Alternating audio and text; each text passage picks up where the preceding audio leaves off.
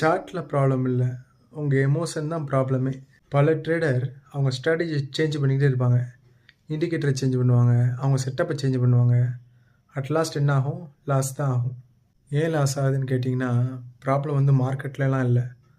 Problem வந்து நம்ம எமோஷன்ல தான் இருக்கு. பொதுவா பெரும்பாலான ட்ரேடர் என்ன பண்ணுவாங்கன்னா, லாஸ் வந்த உடனே ரிவெஞ்ச் ட்ரேட் பண்ணுவாங்க. ஓவர் ட்ரேட் பண்ணுவாங்க. இல்லைன்னா லாட் சைஸ அதிகமாக எடுப்பாங்க. அப்படி பண்ணுறவங்களுக்கு பேர்லாம் ட்ரேடர் கிடையாது. அவங்க பேர்லாம் கேம்ப்ளர்.